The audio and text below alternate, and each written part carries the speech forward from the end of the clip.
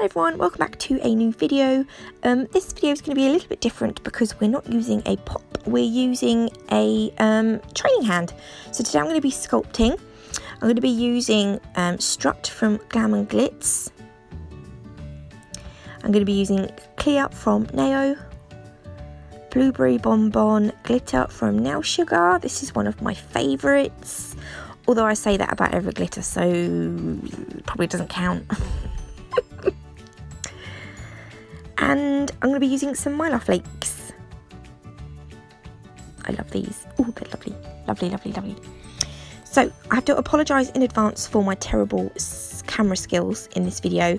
It was really awkward because my nail trainer was attached to my desk at the back of the desk, which was against the wall. So I couldn't push the nail trainer back any further.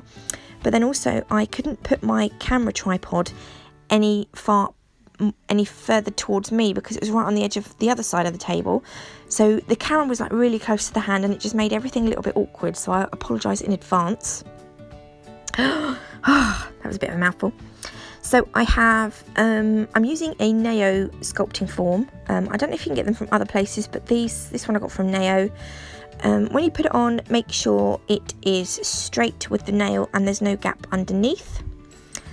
I made a big mistake at the very beginning of this nail. I didn't even realise. I knew there was something I was supposed to do and I forgot. Scrunch up your foil, slide it underneath the nail and between the nail and the form, but before you apply any acrylic to it, cover the foil with cuticle oil. So only in the part where you're going to apply the acrylic, you want to cover that with cuticle oil, otherwise the foil will get stuck to the acrylic and you won't be able to get it off. It's a nightmare. I had this trouble because I'm a plonker. So I'm taking the Strut acrylic from Glam and Glitz and I'm just going to pop this at the cuticle area and work it down. Don't worry if there is some gaps in the colour on the nail bed because we are going to pop the glitter on, so it should cover up most of the nail, but also it's supposed to be an ice nail anyway, so it needs to have some transparency. Also, I don't know what was going on, but there were like loads of little bits in my acrylic.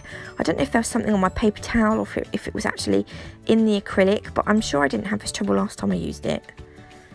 Pain in the bottom. So I'm taking some Blueberry Bonbon with a bead of clear and I'm just popping it on the nail. I don't know why I'd done that bit first. I would usually sculpt out the free edge first, which is what I'm doing here. So I'm just taking a bead of clear acrylic and I'm going to sculpt out the free edge. I'm going to do this in 2 beads because I am still learning and I find it easier to work in small beads than what I do one big bead. So this is basically just going to be pretty much our sort of thin base before we apply some acrylic. I did go to accidentally knock my camera off the table and I think my hand hit the record button and it stopped recording. So I have put on the nail some more Blueberry Bonbon and some Mylar glitter and I'm now just pinching the nail. I haven't encapsulated it yet because I was worried that if I done that now, I was worried that the bottom would have set and the top wouldn't. So when I went to pinch the nail, the bottom would be hard and then with the pinching tool I would have squished all the acrylic on the top. So I pinched the bottom once it had set and then I encapsulated it, which is what I'm doing now. So hopefully it should have a nice C curve.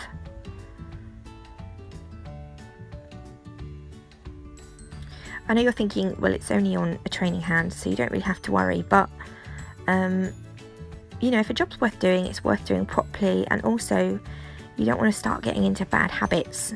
You might as well, you know, do it the right way, do it properly.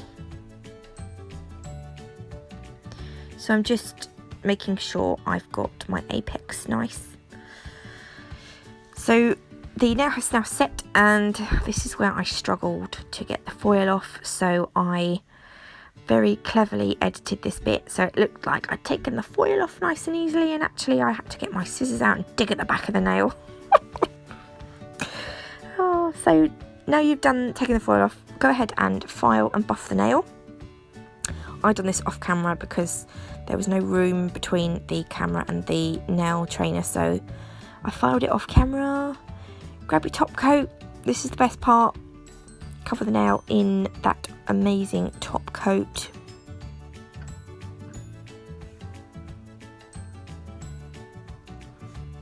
This is where you can see the effect that the foil had.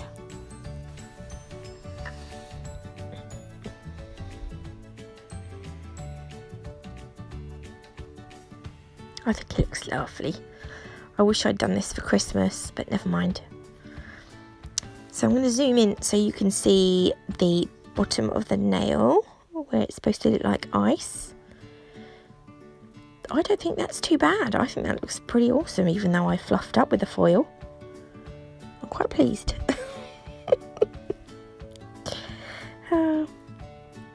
So if you did like this video, please leave me a thumbs up. If you haven't already, do consider subscribing to my channel. You could win loads of goodies, and I'll see you in the next one. Bye.